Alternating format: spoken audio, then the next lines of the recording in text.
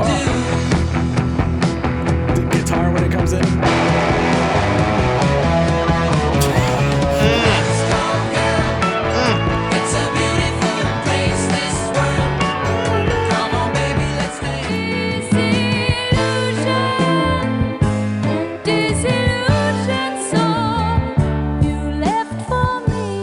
Well, Mark, tell us how you really feel, buddy.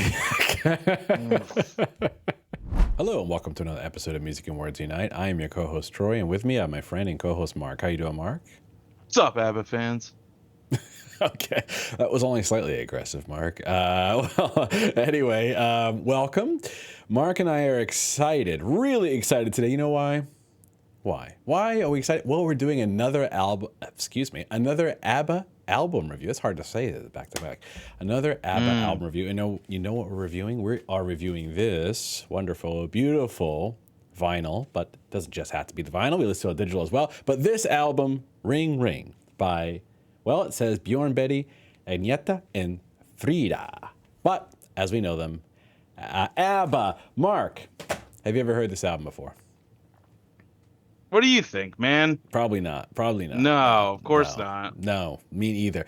Mark, how did we get here? Let's just talk about that before we get into how did we get to the point where in our show we are reviewing the very first ABBA album, which, by the way, commenters, more than one commenter on an ABBA video told us that this album was quote unquote terrible. That's what they said. They said, don't review it, it's terrible. And I said, I take that as a challenge. I doubt it's terrible. So let's just take a listen and see what we thought. So Mark and I listened to this album multiple times. Mark, I've been listening to this album off and on for the last 2 weeks. So I probably have at least 10 listens under my belt, to give you an example. And if it's an ABBA episode, I take it really serious. Not that I don't take the other ones serious, of course. But in our free community Discord, Mark, our ABBA channel is the most popular channel. So people post in there literally every single day. So by the way, if you want to come in and talk about music with a community, it's all free. The pin link will be in the pinned comments for this one. All right, Mark. Well, before we get right into it, how do we get here? Well, what was the first one we did? We did The Visitors. Remember that? Mm-hmm. And if you want to check out our old episodes, if this is your first time, welcome. We have a whole playlist of ABBA, and we knew next to nothing about ABBA before starting this back in May. Dancing Queen is all I knew. That's literally the only song we knew, and that was just in passing. I didn't know it that well. It was just the chorus, pretty much. So we were very clueless.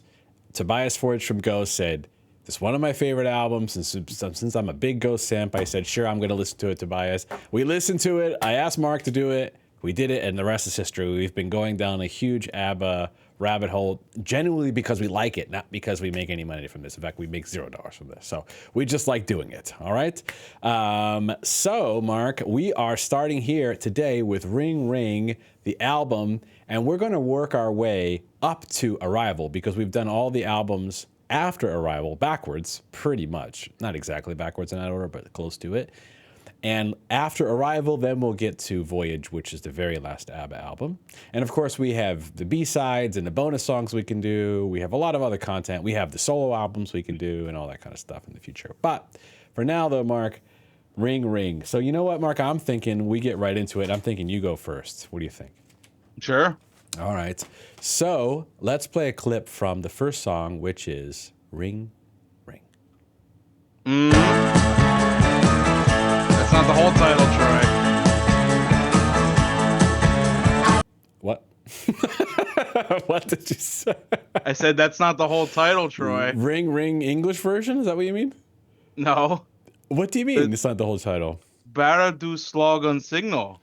You know what, Mark? You're not wrong, because on this vinyl I have, that's the first song, not the English and version. To all of our Swedish viewers, and I know there's a lot of you, I'm sorry I butchered that Swedish, but... Yes. Yeah, when I first put on this vinyl, actually, I heard a Swedish song. So there you go. I didn't even hear the English version. So yeah, so look at your camera real quick. Yeah. I That's stand right. corrected. Yeah, but anyway, if you listen to it on streaming, this is the first song that shows up, at least when I clicked on it. So we are going to, we're going to start again. All right. So let's play a clip of Ring Ring or You can translate it. Troy, I only did it for your sake, so you don't get ripped apart by the ABBA fans, okay? All right, so it's okay. You can rip me apart. It's no problem. All right, here we go.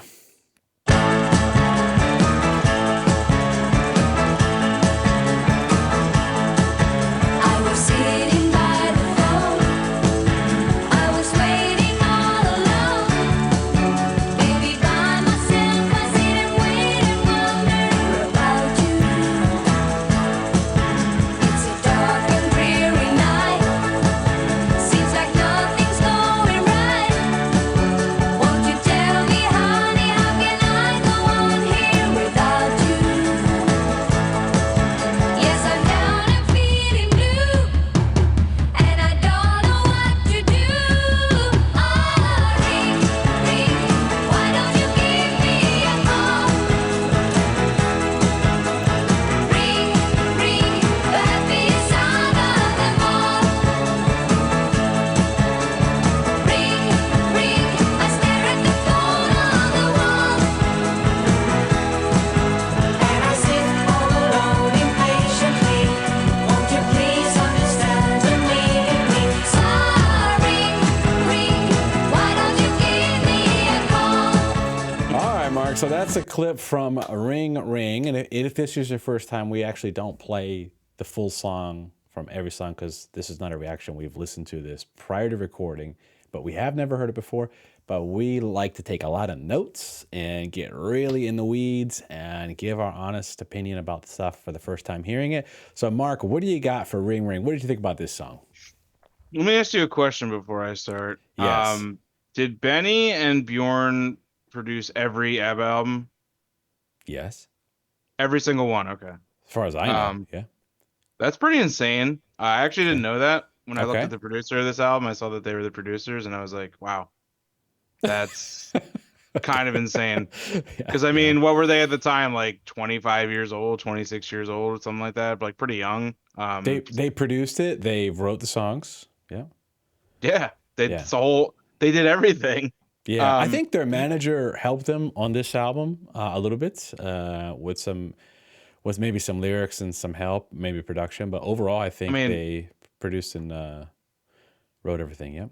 Before I even talk about this song, I just want to like take a second to think about the state of pop, not even just now, even like in the 90s and the 80s. Okay. When would you have ever heard of a pop group producing their own album or let alone write their own album? Right. That's insane. Yeah. Yeah. Produced and wrote all of the music and lyrics? Like what? Yeah. And performed everything themselves.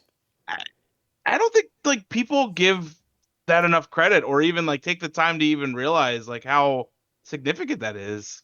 No. Not They only don't. are they writing pop music, they're writing catchy, addictive, fun, and like straight up good pop Right, music. right.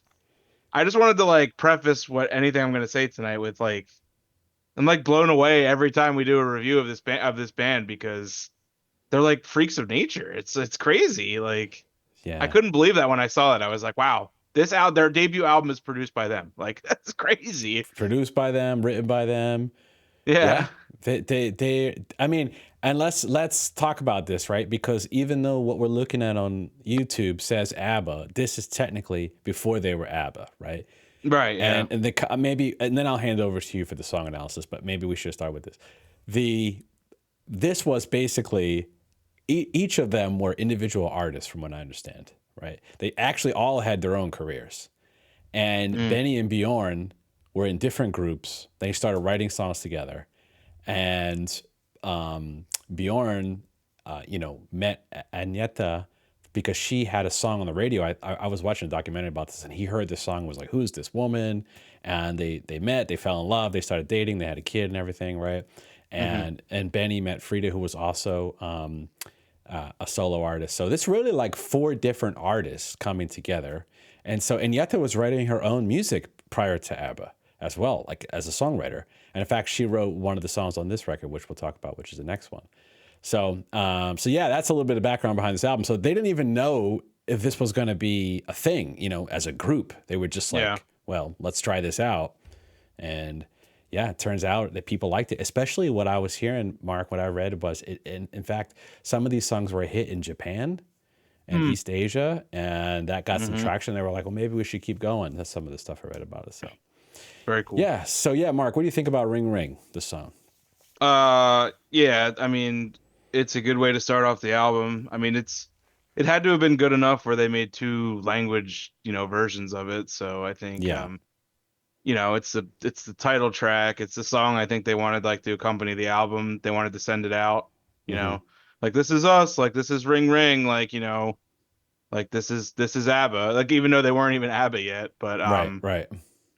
it's a straightforward pop song. It's got See, the reason I brought up the production thing is because they're doing like the whole Phil Spector thing on this album, like with the Wall of Sound.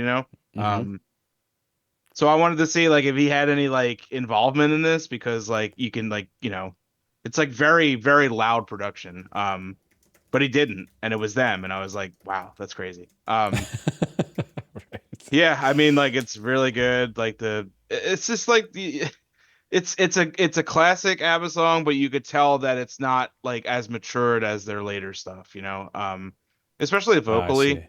Like vocally and like lyrically, like the lyrics Hmm. are it's like somebody like basically like if I read them correctly, like somebody like waiting for their like lover to call them on the phone, Yeah, you know? yeah. Um, it's like your standard pop flair, like Hmm. love, like bubblegum pop type stuff. Nothing Hmm. like the profound lyrics that are later on, but Sure, sure. although there is some of that on here though. I Um, agree. I agree. There is definitely maybe some. Yeah. a little foreshadowing. It's a good song. I enjoy it. It's a good start to the album. Um, I wouldn't say it's even in my realm of like top 20 ABBA songs, but still Okay. solid, I guess. All right. I think the connection you're hearing there is not that it was not self-produced because it was, but the engineer is the key. So there's a guy Mm, named Michael B. Tretto who engineered this album and all ABBA albums except their last one, Voyage. mm. And his big inspiration was Phil Spector. So Ah, he's a little okay. bit of the magic behind the ABBA sound, apparently, when it comes to the production of it. Um, yeah, the guy's a complete engineering genius when it comes to recording, and so yeah, that's I think that's what you're hearing is some of the Michael B. Tredo effect. Right? Yeah, I kind of just I knew there had to have Mhm. been some like connection, whether it be, not in like directly, at least with Right. some kind of like inspirational. So Sure. Sure. Sorry, I didn't mean to cut you off if you were going no, on no, one you're there. no, you're Okay. fine. All right, Mark. So here's what I got about this one. Here's my thoughts.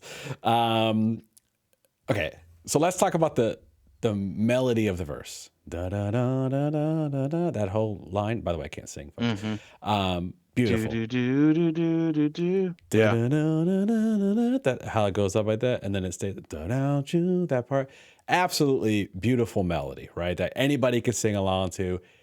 That's one of the things that ABBA probably does better than almost anybody in pop music, or maybe anybody, to be fair, is just how strong their melodies are, right? Mm-hmm. And then when you combine that with the harmonies, which we'll be talking about throughout the album, which I have some notes about the harmonies in this album, really you get a bit of magic here. So I just wrote down that I really love the melody to the verses in particular, Mm. because obviously the melody to the chorus is very catchy. But to me, what makes the song actually is how good the chorus verse melody is. In fact, I read somewhere or I watched a video. I think it was Benny talking about it.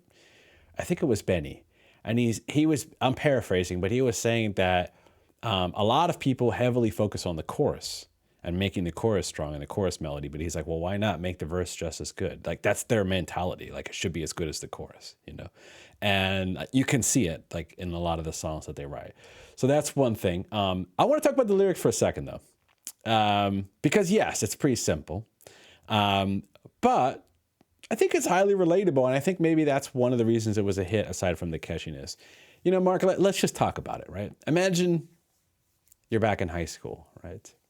And or after high school when you're younger, for example, and you're into somebody, you're in love with somebody, or you're maybe not in love, but maybe you want to be with somebody. You're infatuated, for example, and you're waiting for them to call you because maybe you're like, oh, And I would imagine back in the early 70s when this was written, right? We didn't have technology like we do today, where it's like instant access, right? So you had to pick up your home phone. There was no cell phones, you know what I mean? So it was like a little bit of you had to go to your home phone. You had to do probably rotary dial, right? Call somebody. Yeah. So it was a little bit of effort to call somebody. And I can imagine like you don't have a way of communicating with this person instantly without that, without that kind of call. So I can imagine sitting around and waiting for someone that you're into. It makes you sad if they don't call you, right? Because you're like, well, maybe this person just isn't into me, And then you get these thoughts about, well, what's wrong with me? It's the modern day left on red almost. That's what I wrote down, Right. Yeah. So it's like you send somebody a text and you're expecting them to respond back to you, especially if you're someone that you're into or whatever, and they don't. They leave you on red. You're like, why don't you give me a text? It reminds me of that. That's what I was thinking of, right? So yeah, that's what I got out of it. So not super like crazy deep lyrics or anything, but highly relatable, I think. So I think maybe that's why people connected with it too.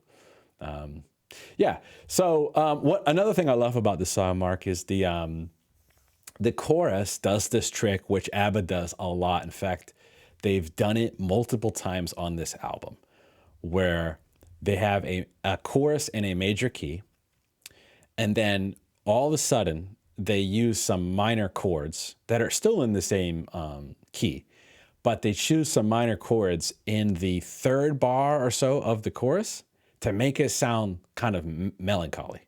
And then they bring it back up to major again. And I'll play a clip from that because this is the theme throughout the album, a few songs. So this is all major, right? This part, minor.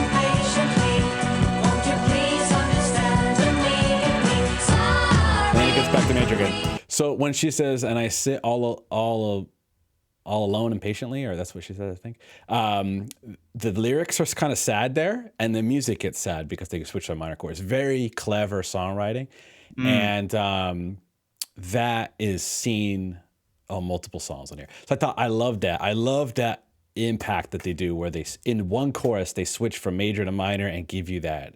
Oh, okay, I'm gonna get a little bit sad here. Okay, and then I'm gonna get happy again. So yeah, that was great. Yeah, so. That was my main notes about song I really liked. I thought it was a very strong song, very catchy song, great single. I mean, I'm going to be totally honest with you. The songs on this album compared to the songs on The Visitors and, Voulez-Vous and the later albums we did, it's not Lay All Your Love on Me, and it's not, If It Wasn't for the Nights. You know what I mean? It's not those songs. But this song is good. Okay, it doesn't have to be those songs. It could just be a good song. That's what I'm saying, right? So yeah, so I think it's a good song. All right, I can move on. You want me to move on? The next one is Another Town, Another Train. I'll play a clip from this one.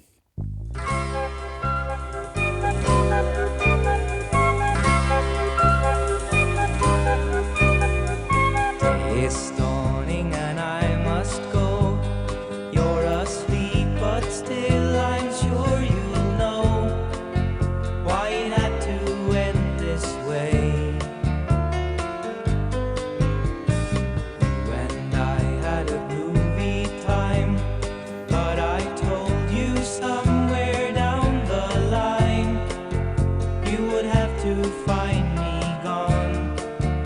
I just have to move along. Just another town, another train, waiting in the morning rain. Lord, give my restless soul a little patience. Just another town, another train, nothing lost and nothing gained. Guess I will spend my life in railway stations.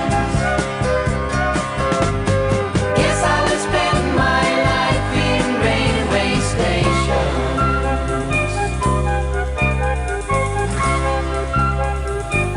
All right, Mark, that was a clip from Another Town, Another Train. I think it's me, right? So I'm going to go first on this one. All right. So what's funny about this song, Mark, is this is the first song I talked about in the ABBA channel on the Discord I've been mentioning, first song.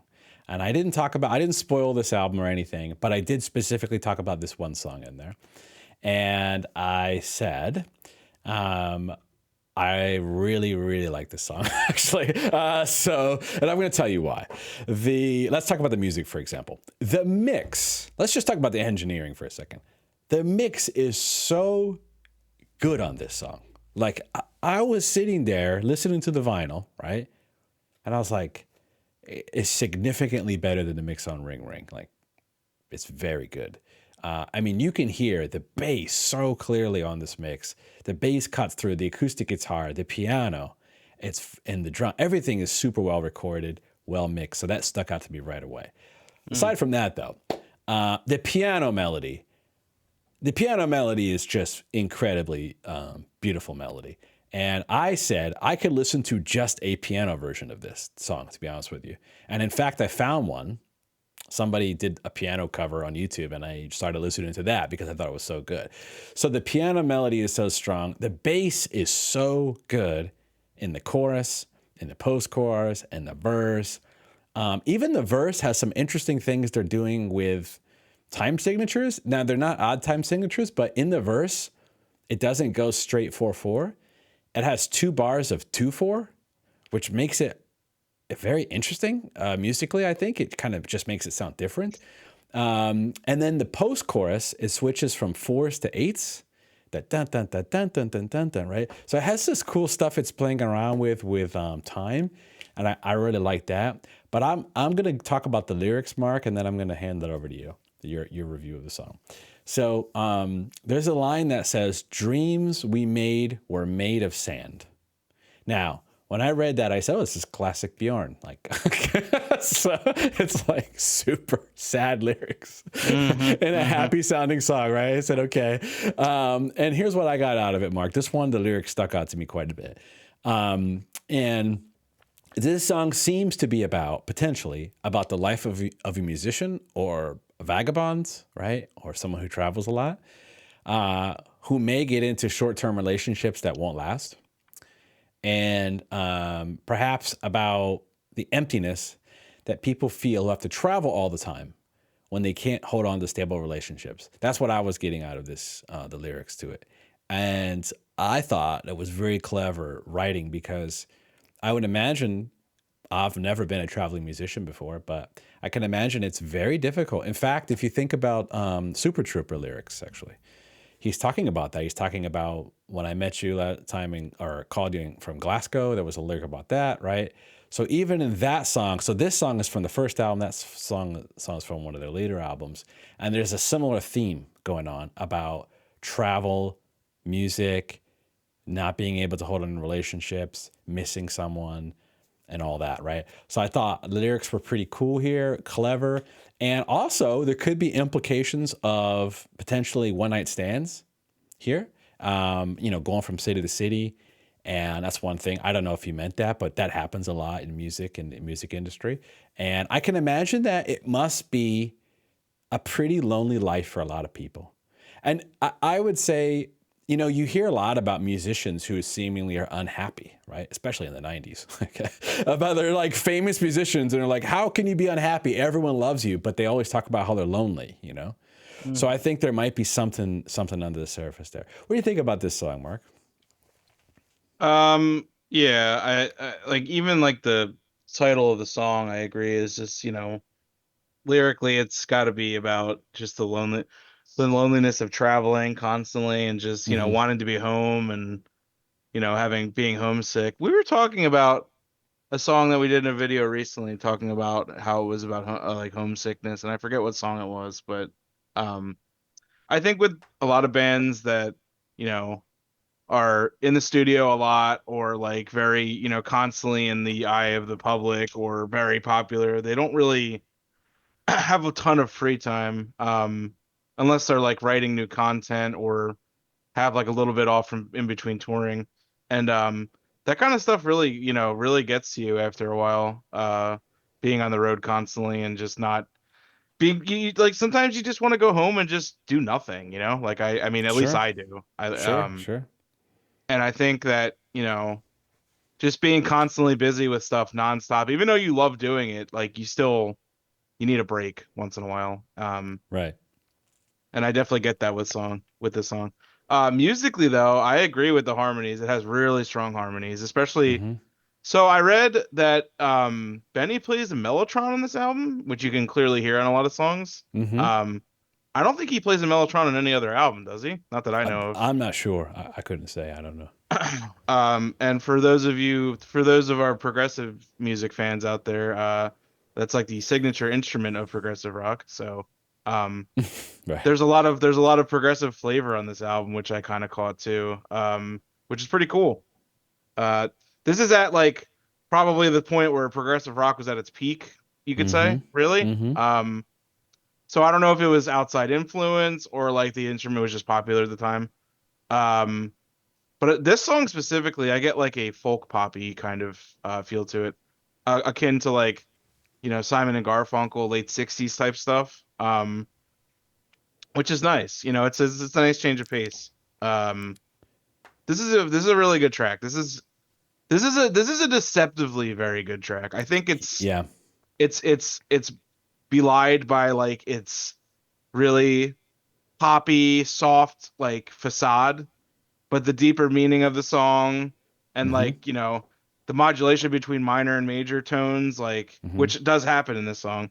Right. I think this is like a very solid, like kind of hidden gem track. I think this is one ABBA fans probably don't talk about as much, but they should because it's a really good track. So Yeah. My last word on this one, Mark, is the first time I listened to this album, this was one of my favorite songs on my first listen, actually. yeah. Now I've listened to the album about 10 times at least, so things grow Wow. on you. Things grow on you over time. But that's how much I liked it just right away. And I was just blown away by how good it sounded in the mix, especially on the vinyl. Yeah. Now, I will say this. I listened to this on streaming and I listened to it on vinyl. The streaming does sound good, but this older music, man, I really do believe it's meant to be heard on vinyl. Like it just has its own sound. It's Sure. very good. Yeah, definitely. So yeah, anyway, the next track is Disillusion, and I'm going to play a clip from that.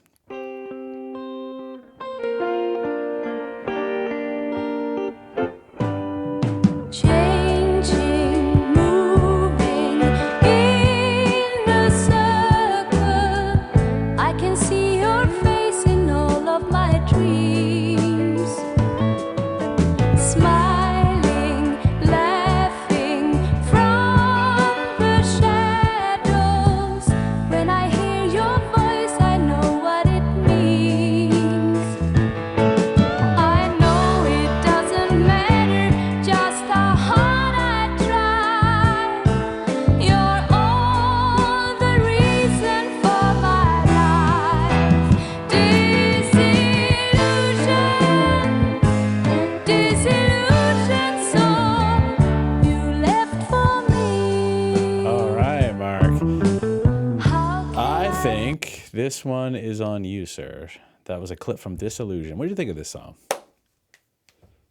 I have to make it clear every album. I'm not usually a big ballad guy.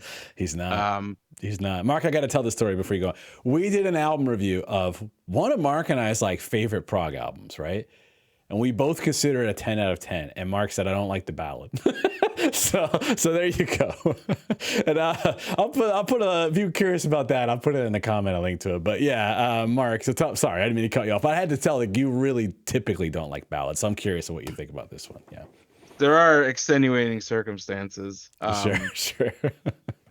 So, you could say I'm dead on the inside or I have a black heart or whatever. That's fine.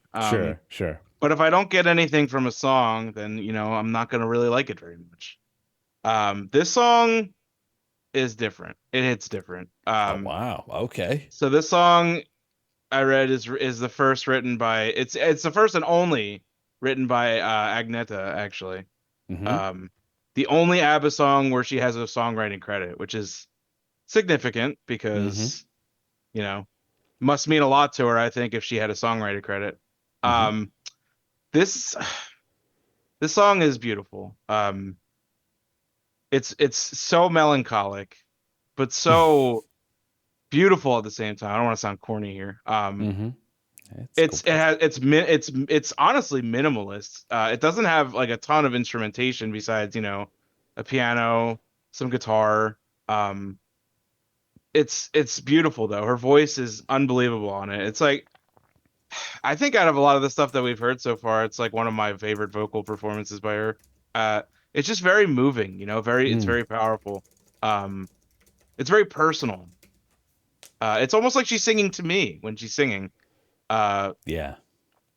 Like and I think this is a great foreshadowing track for some of the later stuff that they did, especially one of Troy and I's favorite songs, "Winner Takes All," which I think you could, probably say is their best ballad. I don't really know. I don't think people would put up much of an argument about that. But as far as this track goes, I think it's beautiful. I think she sounds amazing on it. Like you said, the production, the engineering is excellent on this album.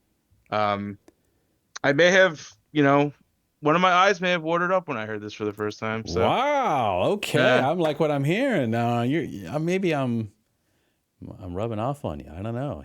maybe. Because there's a lot of stuff that you've been talking about, music that's rubbed off on me that I like. Maybe the ballads are starting to rub. I'm just kidding. So, all right. Okay. It could be just ABBA ones, but It could be. Yeah. yeah, I don't know, man. Like just something about this song. It hits. That's the thing with music. It's like some stuff hits and some stuff doesn't. And this hit, and Sure. I really like it a lot. I revisited it like 4 times. It's lovely, and I think any ABBA fan would love it, especially if you like the slow stuff. So Love it. You want to hear my review, Mark? sure. This song's great. Love this song. Yeah. I think, Mark, the first song is good. Ring Ring is a good pop song. Another Station, another train, another station. Good, very good song. Delusion, very good song. We're pretty much 3 for 3 when it comes to good songs. Now, again, I'm not saying this album is Super Trooper, okay? But I can only go by what I'm hearing. Is the song good or not? Okay, I'm not even comparing it to the other albums. Just saying, is it good on its own? Do I like it? The answer is yes. This song was one of the ones that stuck out to me.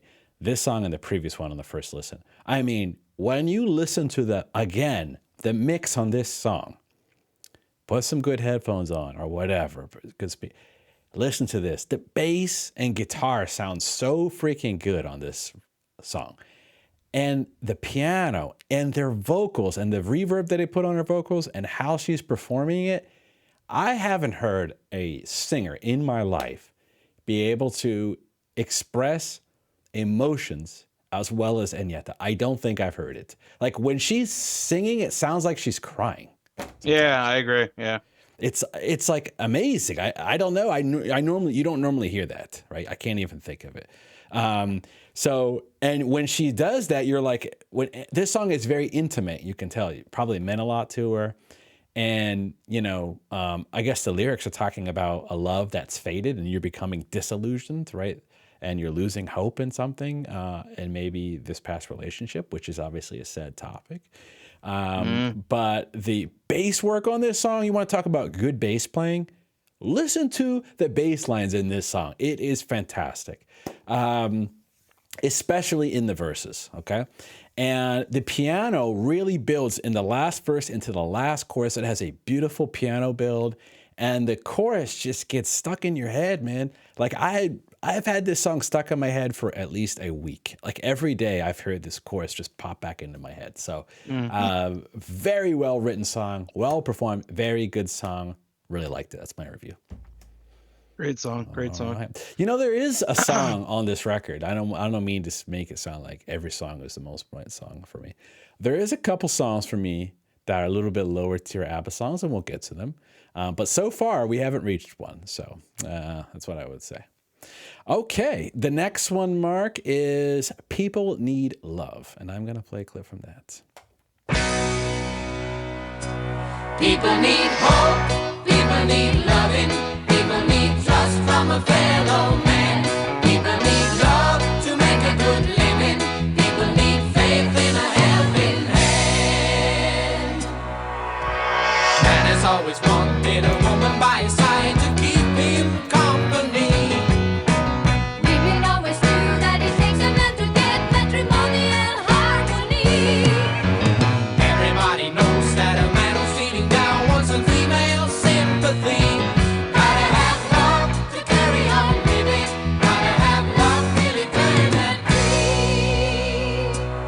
People need hope, people need loving, people need trust from a fellow man. People need love to make a good living, people need faith in a helping hand. All right, so that was a clip from People Need Love. Sorry for cutting it off, but if we had to play every full song, this episode would take 3 hours. So, but if you haven't heard this, please go listen to it. If not, then you're probably familiar with the song. So that's the clip from People Need Love. Is it me, Mark? Is that what it is? I think it is, right? All right, so first thing that stood out to me about this song is, one, the groove is really good. The bass playing, again, is a standout. The groove is good. Yeah, Mike Watson played. So I got some notes here. So it's most people know Rutger Gunnarsson for being the main bass player of ABBA, but a lot of people don't know that Mike Watson was also another main bass player. And this song he played bass on. All right, so that's one thing to note. Very good bass playing. Another thing that stood out to me is I'm looking at my notes here. The girls sound awesome in this song. Like they have that typical ABBA engineering production sound in this song, right? Where they're both singing like high register together. The piano is good, of course, but the Benny's always good. The bass line really makes this. I talked about Mike Watson's bass. The chorus is pretty simple and happy. You know, it's pretty basic compared to a lot of ABBA's choruses, I would say. This is a song that I'm going to be quite frank with you, Mark. This song had to grow on me. The first time I listened to it, I was like, oh, you know, it's a cool song, but it didn't move me like the previous 3 songs. But the more I listened to it, in typical ABBA fashion, it just kind of grows on you, you know. It kind of grows, and you're like, wow. I start singing along to it. You're like, well, it is a good song. It's just, you know, maybe it didn't register, or maybe it's not as complex as some of the other songs. But yeah, I thought it's a good song. And before I hand it over to you, Mark, I want to talk about the lyrics for a second, because lyrically, it's nothing fancy, right? It's just talking about people need love, people need hope, right? Okay, nothing crazy, right? But I want to say the message behind that shouldn't be dismissed, actually, because in a lot of these songs that we're listening to, the lyrics are either somewhat sad or very sad, one of the two. Okay, and in this song, the lyrics are not sad; they're happy, but it depends on how you look at it, because there are a lot of people out there that don't feel loved, and that's why they need love or they need hope, right? There's a lot of people who are disillusioned, speaking of the last song, about life, you know? And I think we're doing another album review of a Porcupine Tree album, and I'm thinking about that one too, the lyrics to that. So anyway, excuse me, but I got all these all mixed up in my head. But actually, I think there's some overlap. So in that album is talking about people becoming disassociated through social media, through online presence, right? And people feeling lonely, for example, and maybe not loved. The more connected we are, the more disconnected we feel sometimes. And I think there's no time like the present where that's more true. So somebody around you, whether it's in your personal life, your family member, your friend, could be going through something where they don't feel loved, right? And so I think listening to this song kind of reminded me, you know, maybe I should reach out to people. Maybe I should be more open to not being so self-absorbed and self-centered, right? And only focusing on whatever's on social media, and just say, you know what, I need it, and other people do too, right? And I think, Mark, that's why, you know, I'm not the most religious person in the world, as a lot of people know, but I understand the appeal of something like a church, right? Where there's this community where people can go and share that kind of bond with each other. And it doesn't have to be a church. You know, that's one of the reasons why we have our Discord, to be quite frank, is to really build a community where people can talk, they can hang out, they can share their love of things with each other and have fun, right? So I would say just, you know, reach out to someone if you think somebody on your mind. And this song was a good, you know, I just put, this might be melancholy, Mark. And last thing I'll say, just realize that we have a number of days left, and let's treat each other with that in mind and help each other. So I put. So, what do you think about this song, Mark? Yeah. I like the message, but I don't Yeah. really care for this song too much. Fair enough. I told you it had to grow on me. This one, yeah, this one had to grow on me. Yeah, Yeah. maybe I need to listen to it more, but Okay. um it's kind of just there. Like, I don't know. It didn't really do much for me. Okay. Especially like lyrics wise, like it's just a love song, you know. It's just like a, you know, the world needs love, blah blah blah. Like there's nothing really there's nothing that none of Yeah. that, you know, hidden like depressingness in this song like Maybe that not I've come every to song love. could be depressing, Mark. But I understand what you mean. Yeah. Yeah. Yeah, like I agree with you. The bass is great in this song. That's one thing it has going for it. Yeah. Yeah, this song didn't on multiple listens. I was just kind of just like, I'm good. Like, but you know, like that's the beauty of music. You know, not everything is for everybody. Everybody has their own opinions, and you know, somebody might love this song. I don't really care for it, and you know, I might love another song, and somebody hates that song, and so on forth. You know, so Right. Right. one thing I do like to do Yeah. in my free time because I'm a weirdo is I like to see. I'll take a band that I like and I'll look up, you know, how people would rank their albums just for fun, just to, you know, Hmm. judge people. And, you know, depending on the band, you know, their top 3, top 4, usually pretty similar. Once you get out of there, it's like a complete chaos and everybody has different stuff and it's just Hmm. so much fun to look. Like for an example, I was looking up Rush's Hmm. discography, like ranked, you know, people rank their albums. Like the top 3 is always like Moving Pictures, Hemispheres, Permanent Waves, and maybe like Farewell to Kings or 2112. Once you Hmm. get out of there though, it's complete madness. Like I saw, you know, like number 5, like Signals, Grace Under Pressure, Counterparts, like Roll the Bones I saw, which is insane because that album stinks. Come on now. It has a I cool s- rap in it. don't even start. Um, like Hold Your Fire, Presto, like everything under the sun. And it's Hmm. just, you know, that's where like, you know, a lot of people take offense if they don't like something you like, but it's just like everybody has different tastes. It's you're never gonna like everything. This is never gonna happen. That's why I kind of get Yeah. annoyed when people are like, I like everything. You don't like every kind of music, okay? You don't. You just don't, all right? Nobody does. I like a lot of stuff, but I don't like everything. So Sure, sure. Well, yeah, Mark, but tell us how that's you really feel, buddy. knock them out. So That's this how I is not feel. one you're a big fan of. For me, when I first listened to it, I actually felt the same way. After a few more listens, though, it became a song that I was like, "Oh, it's a pretty good song," you know. But I did really, definitely not as good as the prior 3 for me personally. Yeah. But the message I resonated with, and maybe where I'm at in my life, I really appreciated it. Maybe I needed to hear it. I don't know. Mhm. So one of those things. All right, I think we can move on to the next one, which is "I Saw It in the Mirror." All right, let's play this one. I saw it in the mirror. I saw it in my face that I no longer needed anyone can take my place. I saw it in the mirror when I look into my eyes. 'Cause something sure is wrong when this boy cries. This boy cries. I saw it in the mirror. My head is hanging low, and I ain't too familiar with the feelings that I show. I know you say you love me, but I'm looking through your lies.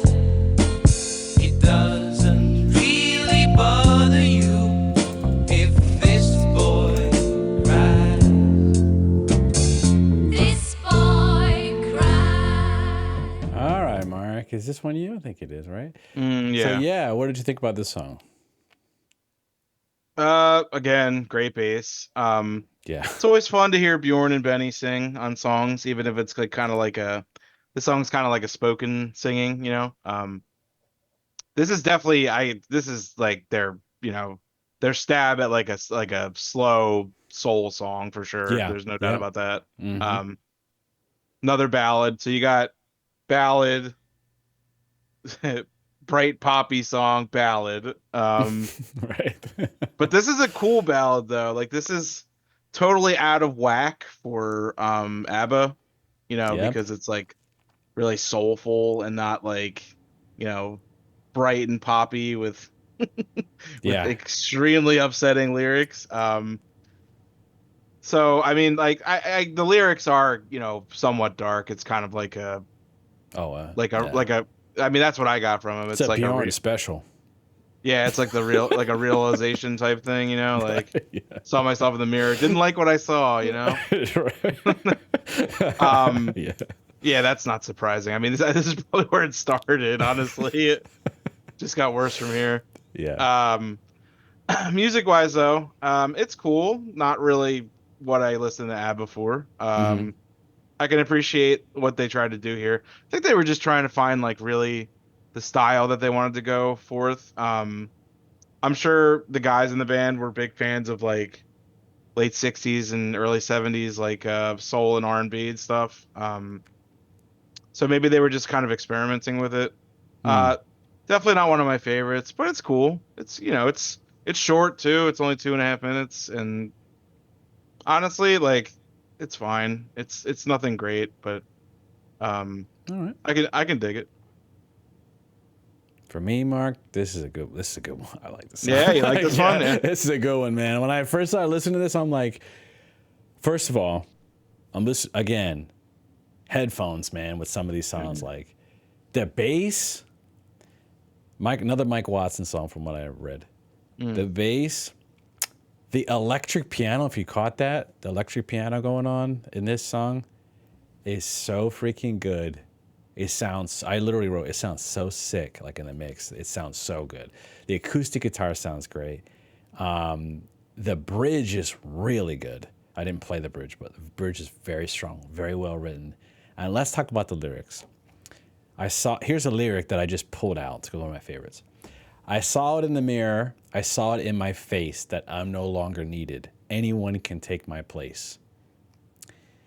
I saw it in the mirror when I look into my eyes because something sure is wrong when this boy cries. So it's like a self-realization that maybe this could be about many things, I guess, but it seems to be about a past relationship or,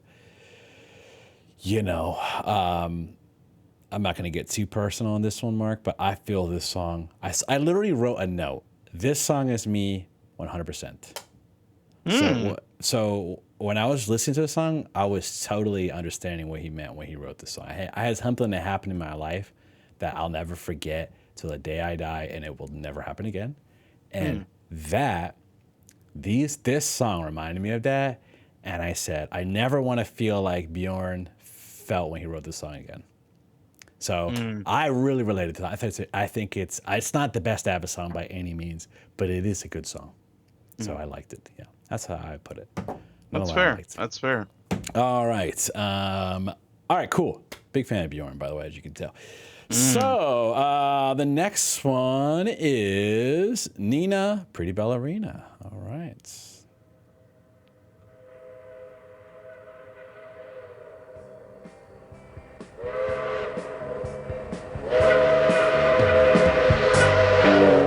Every day in the morning on her way to the office, you can see her as she catches a train.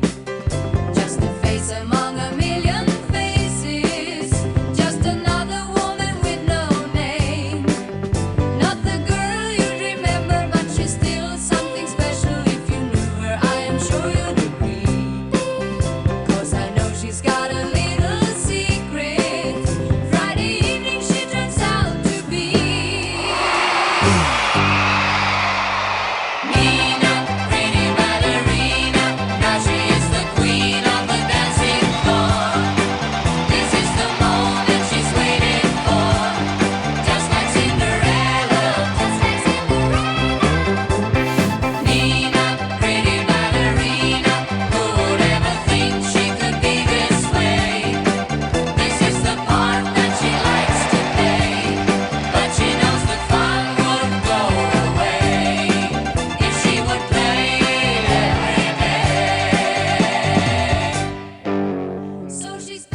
right, so that was a clip from Nina, Pretty Ballerina. Is it me or you? I'm losing track, Mark. Oh, You. I'm bad at You, this. you. I'm bad at this. All right, here's what I thought about this song, Mark. This song, out of all the songs, took me the longest to like. Believe it or not, actually. And now I do like it, to be fair. But something about the simplicity of the chorus, like the beginning of the chorus at least, it does get a little less simplistic as it goes on. But the Nina Pretty Ballerina part, I was like, I don't know. I really like the verse melody. To me, the verse melody is better, actually. Yeah. Yeah. And so the verse melody keeps me coming back to it. And then the chorus started to get me after a few listens. Like, okay, it is a good. It's kind of like a way less good. It's a bad way of putting it. Version of Dancing Queen. I mean, lyrically, it's kind of talking about something similar, right? From what I got out of it, it's like a precursor, but it's nowhere near. I mean, Dancing Queen is one of the best probably pop songs ever written. So it's not that, okay? But it's a pretty cool song. To me, it's not one of my favorites on the album. It's one of the ones I listen to, maybe the least amount of times. But I did listen to it quite often. There's some songs that I just repeated. I'm talking about on top of the 10 album listens. But this was one I didn't repeat outside of the just listening to the album straight through. So for me, though, my notes were it sounds like an ABBA song, like a later ABBA song where it's mainly the females driving it, compared to some of the other songs which are male driven on this album. So it has the ABBA sound to it, like female leads. The background vocals are cool. There's a little B. It's happening in the verse. I don't know if you noticed that, but in the background, I don't know if they're saying the word B, but that's what it sounds like. That part is really catchy. I really like that. Yeah, the bass in the verse is very good. This is a Rutger Gunnison song from what I saw. And one other thing I noted is that the guitar, there's really no chords. It's just plucking. It's like ba-da-ba-da-bum-bum-bum. Yeah, it's like all right. plucking throughout the whole thing. And actually, if you listen to headphones, it's very loud in the mix, like super loud, actually. And I got used to it, but it kind of caught me off guard for a second. But anyway, it was a song that I thought overall, Mark, was a cool song, but not one that was my favorite on the album. So what did you think of this one? Yeah, I'm pretty much right there with you. It's just like a whimsical pop song where it's just daydreaming about being a ballerina, and I don't know. I think it was just oh yeah, let's do this fun ballerina song, to counteract their other songs. Right. It's about seeing yourself in the mirror and not liking what you see. Going back to what I Yeah. said about I Saw It in the Mirror, it's just there's a lot Yeah. of different genre defining songs on this album, so I'm sure they didn't really know what kind of direction they wanted to take. So Yeah. they just made a bunch of different songs on here. Yeah, this is one. Yeah, the strumming in the middle of the song, with the guitar, it almost sounds like a what's it called, ragtime, I can hear that. Yeah. I don't know, that's kind Yeah. of what it reminded me of. Yeah. Yeah, I think it's just a humorous song. I don't think there's anything serious in the lyrics here. I didn't get Yeah. anything out of it. Yeah. This is what I would describe as bubblegum pop, which is a kind of silly term. But yeah, I'm not this sure is what just, that means exactly. To be quite honest with you, I'm not sure what that term really means. I'm sure what I get from it is, let's see what Google has to say. I really don't. I'm not being sarcastic. I want to see what it's. I want Yeah. to see what it says in what I think it means. Okay. Bubblegum pop is a subgenre of pop music known for its upbeat, catchy melodies and simple, positive themes designed to appeal to preteens and teenagers. Okay, Oh, I see. so I Yeah. thought it was like a pop song that catered towards younger people. So I guess I was kind of right. I can hear that. I'm looking at the track list. I don't know if there's more than one of this style in this song, but this definitely what you just described kind of fits that mold compared to most of the other songs on the album for me. Yeah. So yeah, 'Cause it's for me, it's okay. It's a good song. It's a good catchy pop song, but not one that moves me a lot compared to the other ones. Simple way I can put it. Sure. Okay, the next one is Love Isn't Easy, but it sure is hard enough. That is a funny parenthesis. Okay.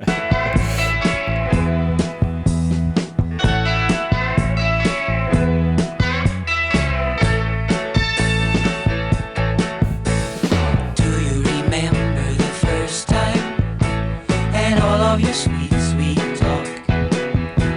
Ain't heard it a lot since then, love. Now look at that guy, he's making me cry. He leaves every morning and he hardly says goodbye. But if I would have to choose, I wouldn't let I you love go. this big chorus. Just give it some more time and you will see our love will grow. Darling, I know. We gotta have patience. Love isn't just a sensation. Some of the time it gets rough. Love isn't easy, but it sure is hard enough. Sweet, sweet, our love is bittersweet. Giving, love is a reason for living. But a few things can be tough. Love isn't easy, but it sure is hard enough. All right, Mark. So that was a clip from Love Isn't Easy, but it sure is hard enough. I think it's you, right? Mm-hmm. What do you think about this one?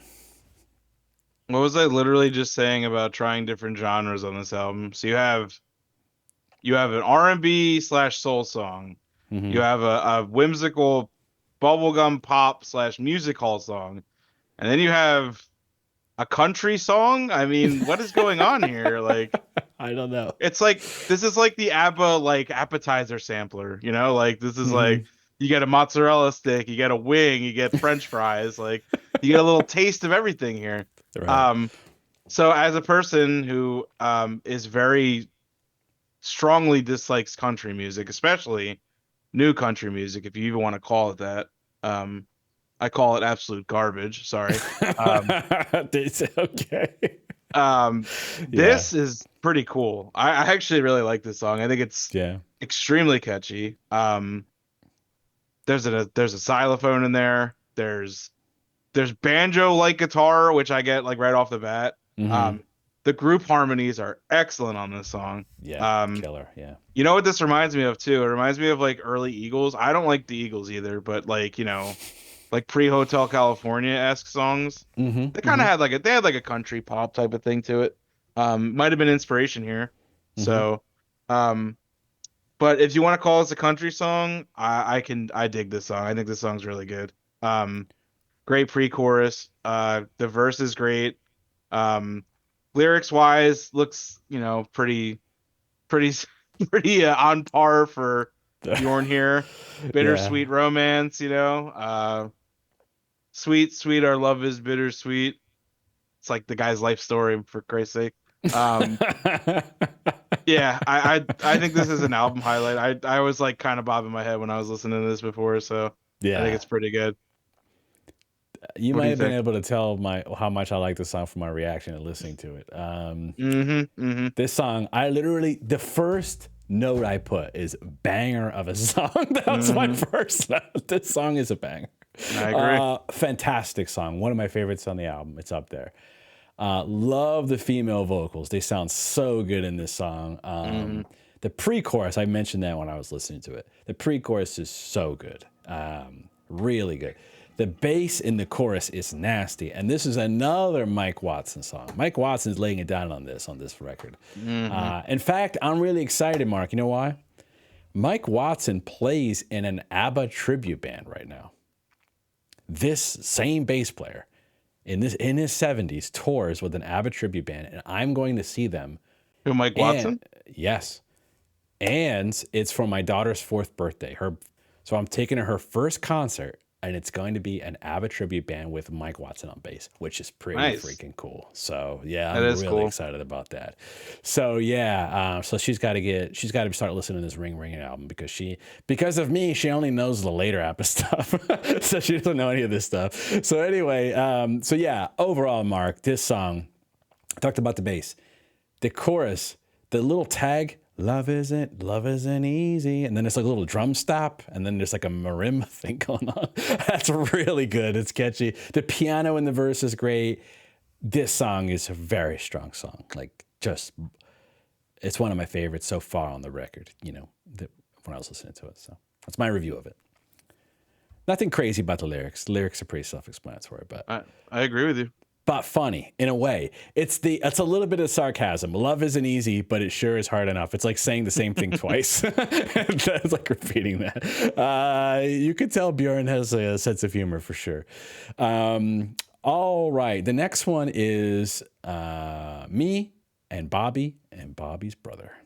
Well, there was me and Bobby's brother. Please take me back to that place where I've got all my memories. Those were my happiest days. This is like the ABBA special where you just start with the chorus. I remember all the games we used to play.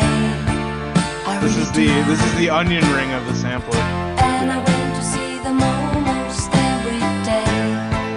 I wanted to, though we quarreled at times and had a few fights. We were the best of friends. We found a place in the sun. Heaven of fun. Well, there was me and Bobby's brother. Wildest kids you could see. We would play together, climbing the apple tree. Yes, there was me and Bobby's brother. Please take me back to that place. Where I've got all my memories, those were my happiest days. All right, well, that was a clip from me and Bobby's brother. It's me, right? I think. Yeah. Oh, this song is another good one. I really like this song, Warren Guy. This is a song that grew on me for sure. First time I heard it, I don't know, it didn't resonate as much, but a couple listens in, 2-3 listens, I was into it. Let's talk about the verse real quick. The verse has a very melancholy melody in it, and then a great, also kind of melancholy pre-chorus, and then it builds into this very happy sounding chorus. And this is the quintessential ABBA, from what I'm learning after all these albums we're reviewing, happy, sad thing. Like they're the best at this. So they have a very, very happy sounding chorus.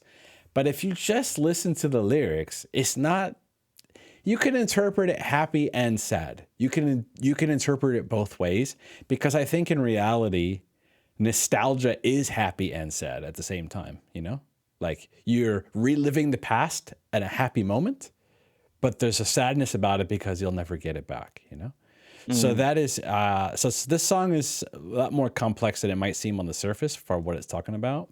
I think musically it's not simple. Actually, it has really clever chord melodies over top of the chord structure, and some kind of, as I mentioned, melancholic verses into a very happy sounding chorus.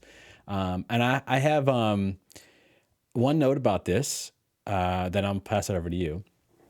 And I'll just talk about something. One of the things I love about Bjorn's writing is, maybe it's where I'm at in my life, but I can relate to a lot of what he's writing in these songs. And I think a lot of us can, the older you get especially. But he wasn't even that old when he wrote the stuff, which is quite fascinating. But yeah, I said kind of a complex song melodically and lyrically, due to nostalgia being sad and happy at the same time. So reliving the happy moments, but overall there's a sad feeling to know it's gone. I think at some point you realize the best moments of your life you didn't realize were the best when they happened. Yep. So I think that's a very sad thought, but reliving the happy moments is happy, right? So it's kind of complex, and I think it really makes me stop and think. I actually thought about this when I listened to the song. I said, I need to stop every day and reflect on the day I had and really appreciate what I'm having right now, So I don't have that feeling of, oh, the best times were in the past or whatever, right? The best times could be now. Who knows, right? Maybe they are. Yeah. So I need to enjoy you never that. know. So, Yeah. So I this is a song I thought was very good. What did you think about this song, Mark? Yeah, I like it too. Yeah. I didn't think it was like, I think I value the lyrics more than the actual song itself. Sure. It's it's like a kind of like a there's a couple folky songs on this album, and this is one of Mm-hmm. them. I feel like they take like the Bob Dylan approach here, Mm-hmm. with like the storytelling and childhood memories. So yeah, I agree with you. Like the childhood memories and nostalgia definitely hits for sure. Mm-hmm. Anytime any band or musician I ever hear doing that kind of stuff always hits home because especially in this day and age with like how good of childhoods that we had, especially in like the 90s, because the Mm-hmm. 90s was just an amazing decade. I don't care what anybody says. Oh yeah, it was great. Yeah. The nostalgia factor is just so strong on our generation, and Mm-hmm. um, yeah, I mean, I can't go a day like by a day and like without seeing something that reminds me of like the 90s. So, Mm-hmm. um, it's a powerful thing, and the lyrics of this song are definitely powerful, and they hit home for sure. But like I said, music wise, I wasn't blown away by this track. I think it's fine. Mm-hmm. I would definitely revisit it and listen to it again. Okay. It's not like a skip track, of course, but Okay. um, I'd have to go back and definitely give it a couple more listens. I only listened to this album 3 times, so that's not really enough. So Okay. Fair enough. these Fair are enough. Yeah. I didn't mean to cut you off. Sorry. no, I'm done. Okay. Sorry. Yeah, I think three times is still good though. 3 times is good. Yeah, I said it before. It takes a while for it to sink Yeah. in with me. So So yeah, I think that's all I got to say about that one. I would say I think I definitely liked musically. I liked it probably more than you did because I thought it was just a good song. I liked, but is it my favorite? No, but I do think it's a good song. mhm. The next one is "He Is Your Brother." I think yes, it is. All right, let's play a clip of that one. Hold on. I gotta hear that again. Listen to the way it just comes in. It comes in like just blazing out of the beginning. Yeah, it comes in like it's like super rock and roll, and a lot of the other songs were not rock and roll at all. That's why Yeah. I meant by no business. Yeah, so here we go.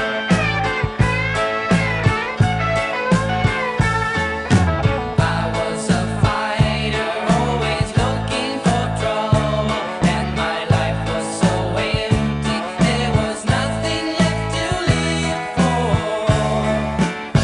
But then it happened one night, as I got into a fight, I could hear someone saying, as though he was praying,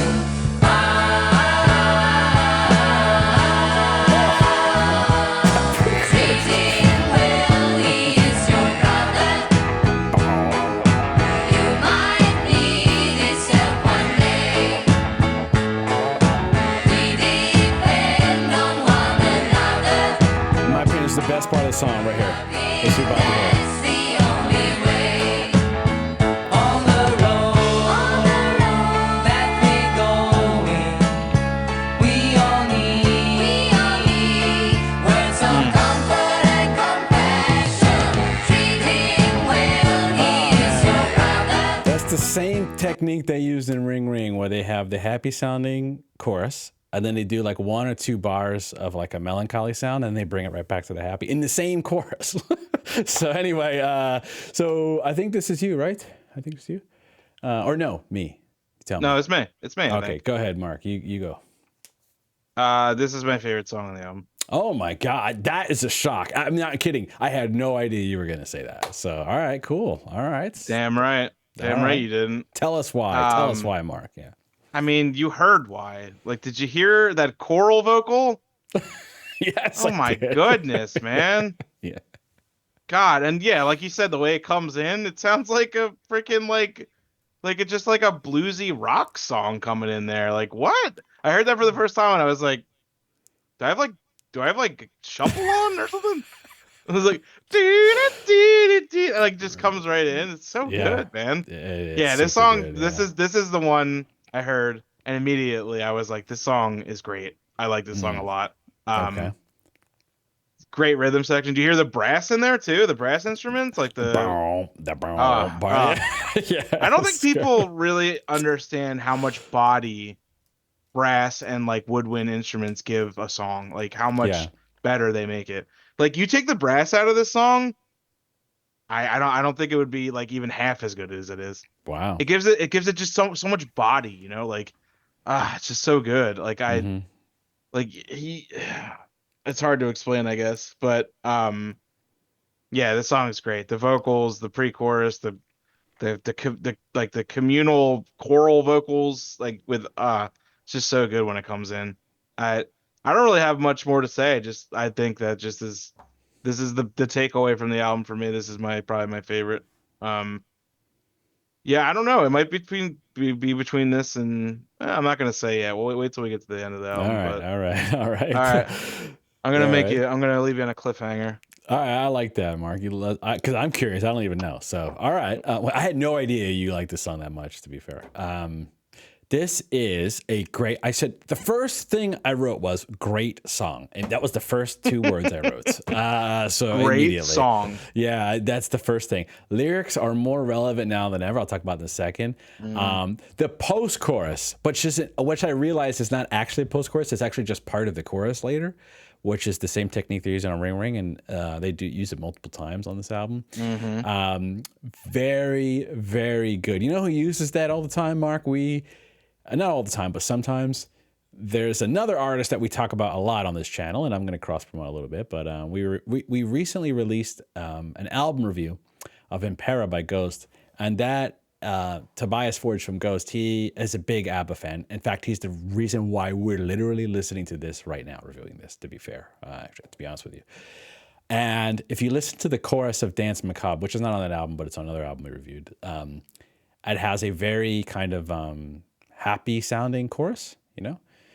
And then there's like, there's that part where it goes, just wanna be one last time an ancient ride, that part. And then it kind of goes back happy again. It has the same like one bar of a melancholy sound, and then it goes back happy again. I'm like, oh, once I started listening to stuff, that's the first thing I was like, oh, he's like really I'm not saying ABBA's the only people that ever do that, but I can see it's a staple of their sound. They do it a lot, right? So I can see the influence there. So for me, Mark, this song is killer. Everything about it is good.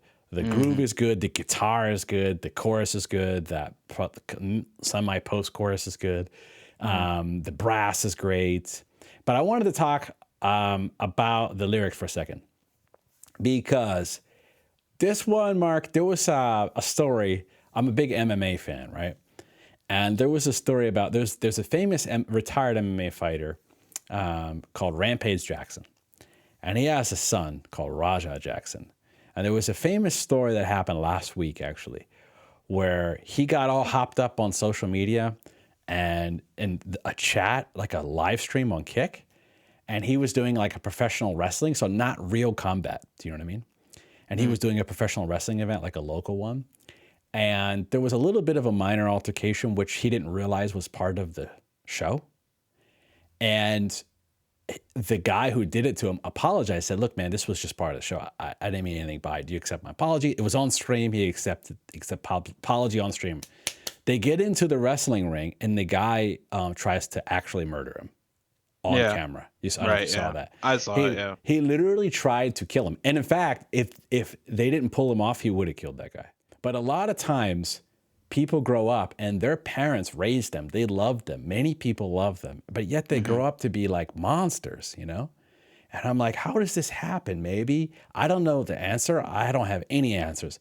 All I can tell you is treating human beings just with the decency that another human being, that you don't try to murder them, should be a basic minimum of society. And maybe Raja just needs to listen to this song, is what I'm saying. So that's what I was literally thinking about that, listening to this song. I'm like, do you know what? It sounds simple on the surface, but if it was only so simple, you know what I mean? It's actually much more difficult, what this song is saying, that apparently. So that's what I got. I was wondering what you were getting at there. Yeah, it kind of shook me, that story, when I watched it a little bit. Yeah, it's messed up, man. It's extremely disturbing. You would just go and try to kill somebody on camera, because for what reason? Yeah. I don't know. But anyway, Mark, I digress. Next one is She's My Kind of Girl. Let's talk about it.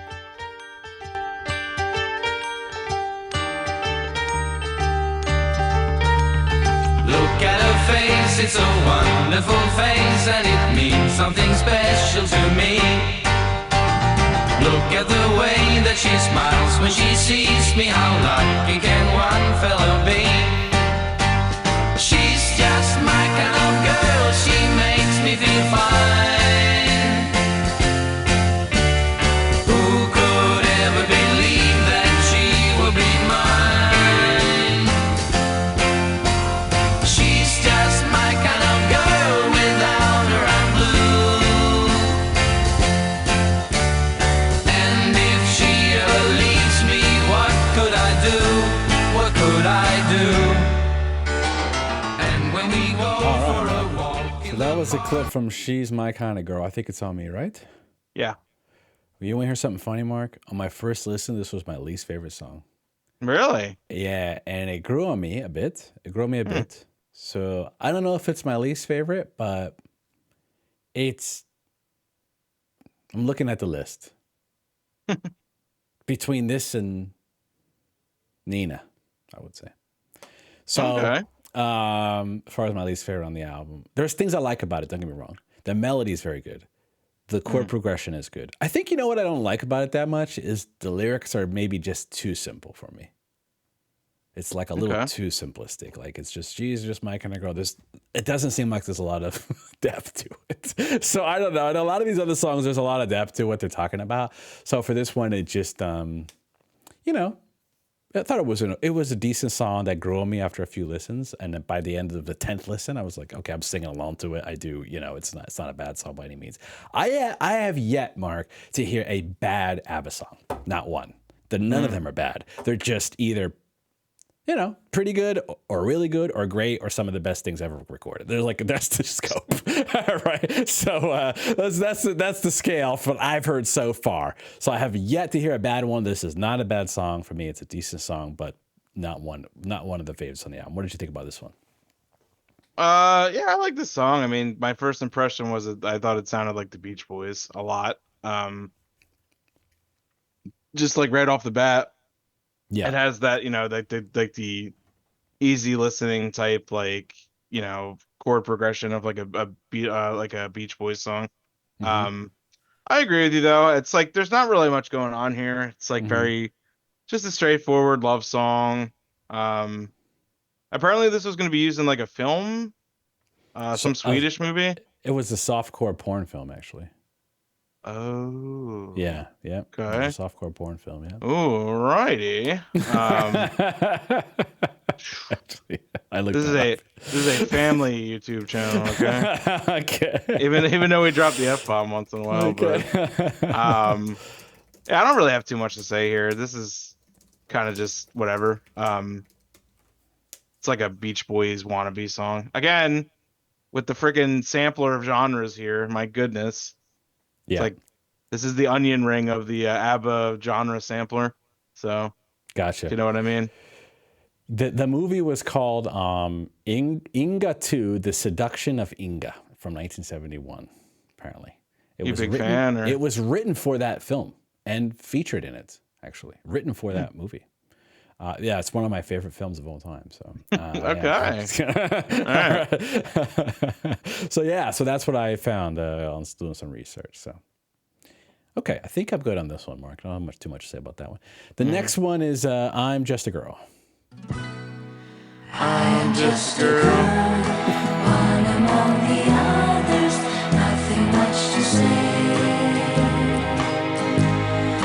Plain and simple girl, not a special type in any way.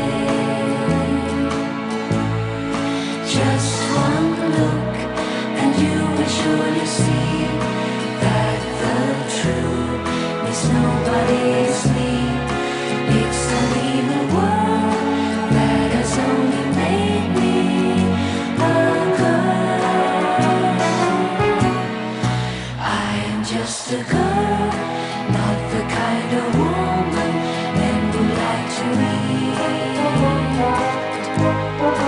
Just another girl, no one ever looks at in the street. But today I can't believe it's true.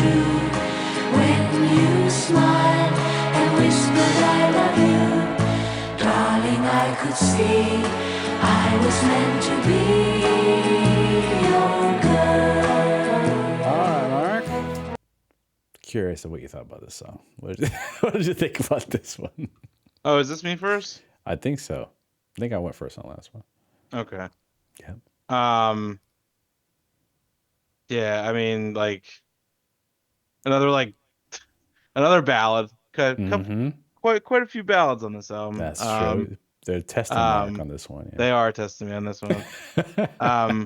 While I don't think it's necessarily a bad song, I just I don't know, man. It almost sounds like country and western, like the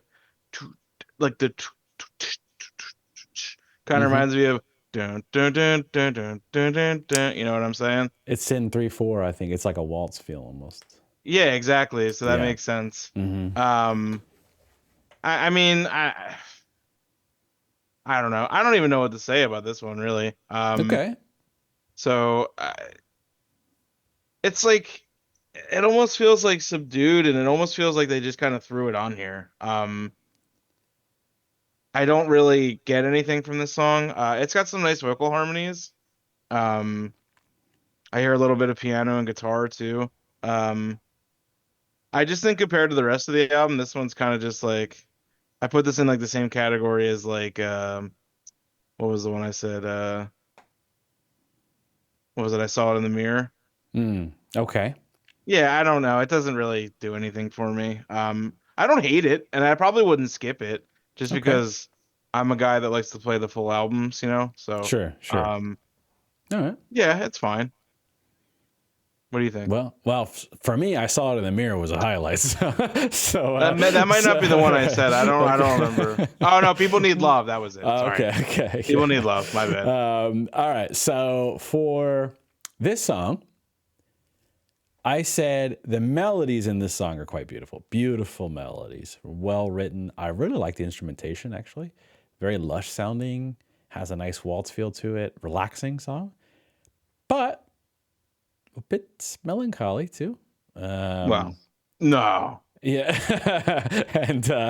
and I wrote that for me, while it's not like a favorite song for me on the record, it is a nice song, which I liked and I would listen to again. In fact, I have listened to it multiple times. I wouldn't skip it. It reminds me, and I don't know how much of the listening audience is going to get this reference, but it reminds me of a song called Lily on Melancholy and Infinite Sadness by Smashing Pumpkins. It has the same feel.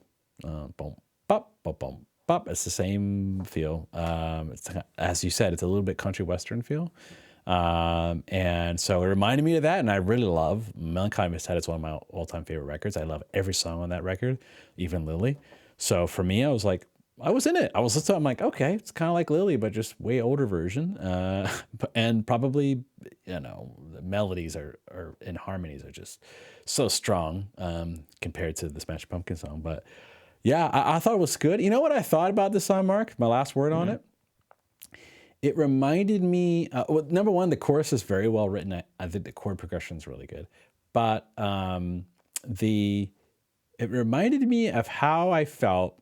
Because I've talked about my wife on this episode a lot, on this channel a lot, not this episode particularly. But this is kind of how I felt when I met my wife. And I'll let the viewers read into that as they will. All right. So, so maybe I related to it, is what I'm saying, although I'm not a girl. But I understood the meaning of the song, actually. So I understood the purpose, what they were getting at. I was like, I get it. All right. And I'm wondering, I'm thinking Bjorn wrote this, actually. So, Probably. Bjorn is clever. He's clever. All right. The last song, Mark, on the record is Rock and Roll Band. So let's get to that one.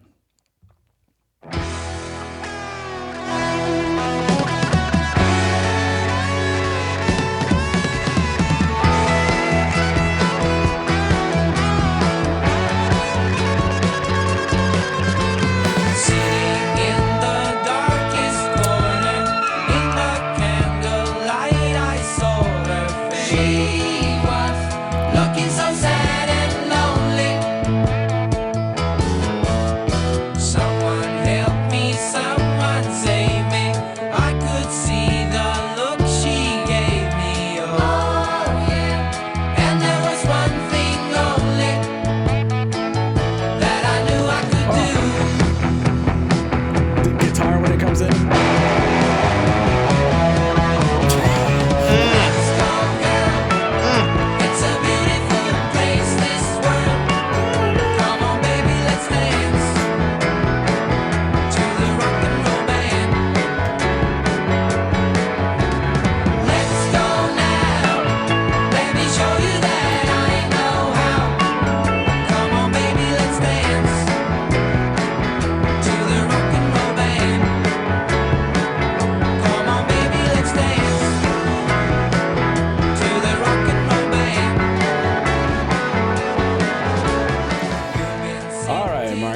clip from Rock and Roll Bands. I think it's me, right? I think it is. Yeah. I don't curse much on this show, Mark. You know that. I try not to. I try to keep it PG. But I'm going to curse right now. Inject this song into my goddamn veins, Mark. I've listened to this song 30 freaking times.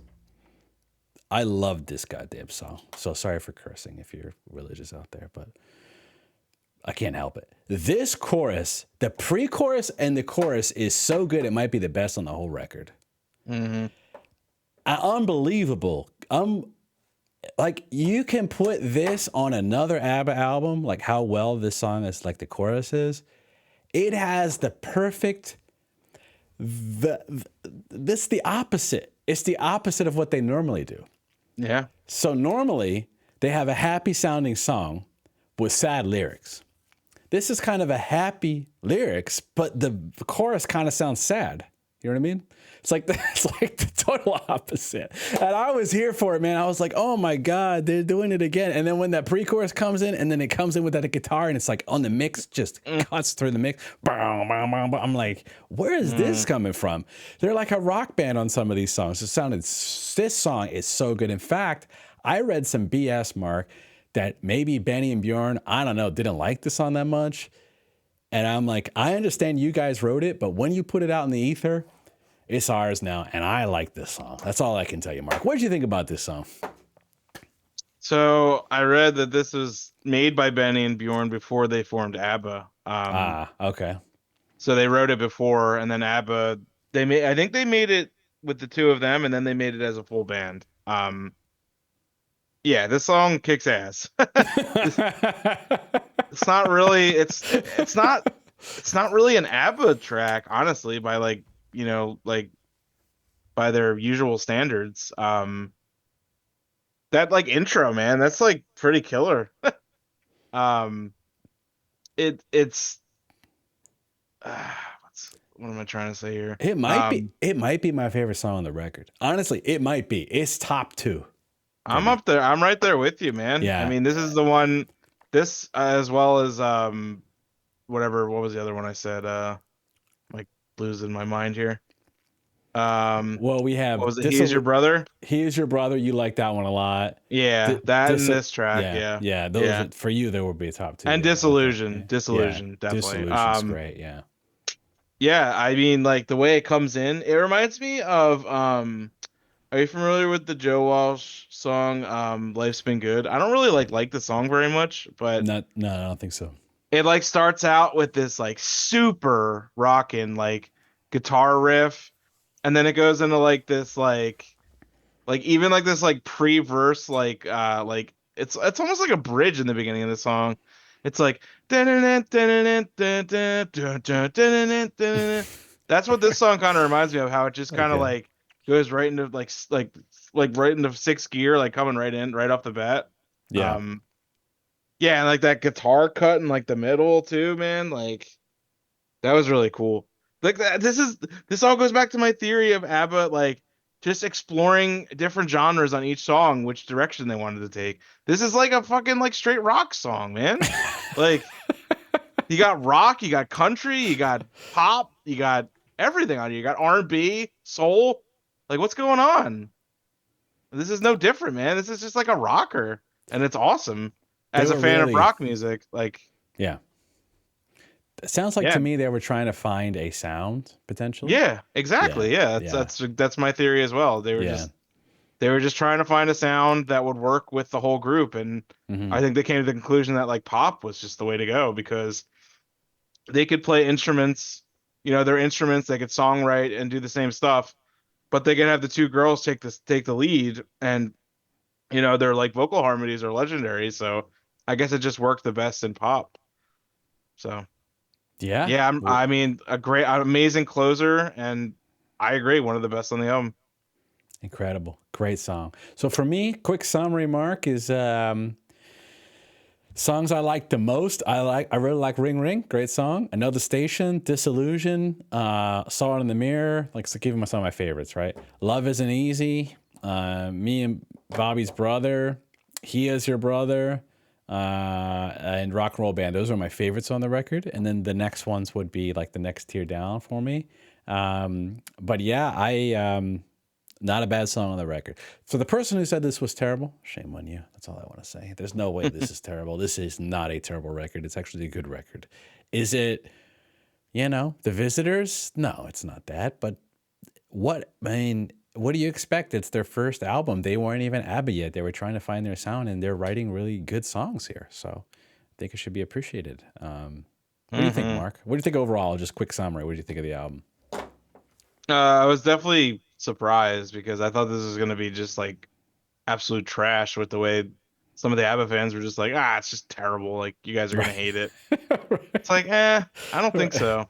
Right. I didn't Right. like. Yeah, I don't know like what they thought like I was gonna think it was. Like it was just like I don't know. I enjoyed it.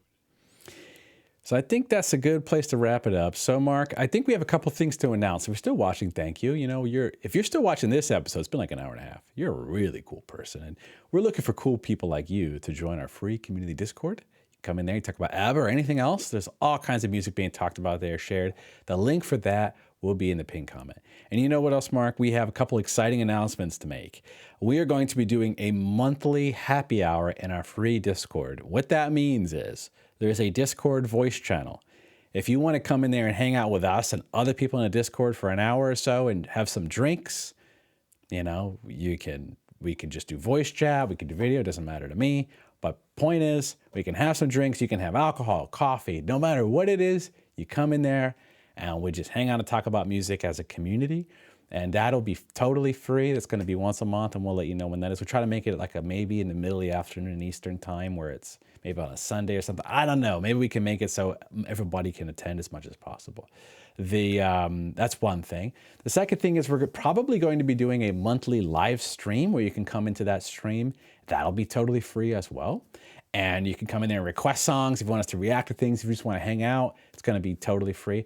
And for the people who want to support the channel, because obviously we do have operating costs every month on top of spending a lot of time on things, and we love spending on time.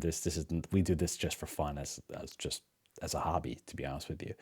But if you want to support the channel, helping us with the operating costs, helping us with whatever, we do have a new Patreon that's totally optional. If you want to support us, you can come in there, you check it out, and the link for that will be in the pinned comment actually for this video. So other than that, Mark, thank you. This was a fun one to do. I really appreciated it. Appreciate your time, giving it the 3 listens, spending the hour and a half, and it's a good one. So, well, I think that the next one will be the Waterloo album. So you can probably expect that sometime next month, I would guess. All right. If you have any comments, let us know in the comments. We'd love to hear from you. Please join the Discord if you want to hang out with the community. And we really appreciate it if you give this video a like. It helps in the algorithm, as well as subscribe if you like the content. All right. Well, until next time. Peace, ABBA fans. All right.